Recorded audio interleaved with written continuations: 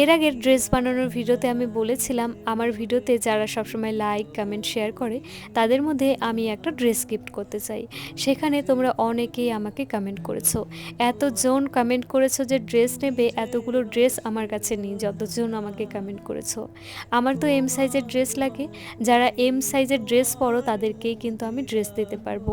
এই যে শাড়ি দিয়ে আমি ড্রেসগুলো বানাই, এই ড্রেসগুলো শুধুমাত্র আমি শ্যুট করার সময় পরি, তারপরে কিন্তু এই ড্রেসগুলো আমার সেইভাবেই বাড়ির মধ্যে পরে থাকে।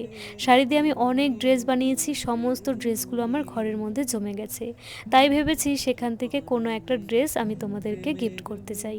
যাই হোক, আজকে আবারও আমি শাড়ি দিয়ে একটা ড্রেস বানাতে চলেছি। আজকের যে শাড়িটা, এই শাড়িটা কিন্তু আমার বদ্দির যেই সময় বিয়ে হয় সেই সময় না এই টাইপের চুমকি চুমকি শাড়িগুলোর খুব ভালো চল ছিল, আর সবাই কিন্তু এই টাইপের শাড়িগুলোই পরতো। আর দিদি বিয়েতে এত গিফট পেয়েছে যে কোন শাড়ি রেখে কোন শাড়ি পরবে। এখন তো আর সেইভাবে এই চুমকি চুমকি টাইপের শাড়িগুলো কেউ আর পরে না, তাই দিদি অনেকগুলো শাড়ি একে ওকে দিয়ে দিয়েছে। দিদি তো তখন আর জানতো না যে শাড়ি দিয়ে আমি এরকম সুন্দর সুন্দর ড্রেস বানাবো। আমি তো শাড়ি দিয়ে ড্রেস বানানো শুরু করেছি প্রায় 1 বছরের কাছাকাছি এরম হলো। তবে দিদির কাছে এখনও কিন্তু অনেক শাড়ি রয়েছে। তো এবার যখন দিদির বাড়িতে গিয়েছিলাম, দিদি আমাকে 3টে শাড়ি দিয়েছিল।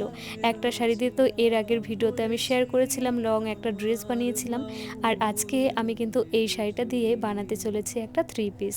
ওপরে শর্ট চুড়িদার হবে, নিচে পাটিয়ালি প্যান্ট, তার সাথে একটা ওড়না। শাড়ি দিয়ে যে কোনো ড্রেস বানাতে গেলে না আমি এতটাই এক্সাইটেড থাকি যে ড্রেসটি কেমন হবে বা ড্রেসটি পরে আমায় কেমন লাগবে। আর এই ড্রেসটি আমি কিন্তু 2 দিনেই কমপ্লিট করে ফেলেছিলাম।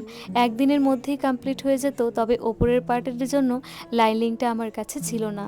তো সেটা দোকান থেকে আনতে আনতে আমার একটু লেট হয়ে গেছিলো। তো 2 দিনের মধ্যেই এই ড্রেসটা কিন্তু আমি বানিয়ে ফেলেছি। ড্রেসটি পরে আমায় কেমন লাগছে তোমরা কিন্তু আমায় জানাবে।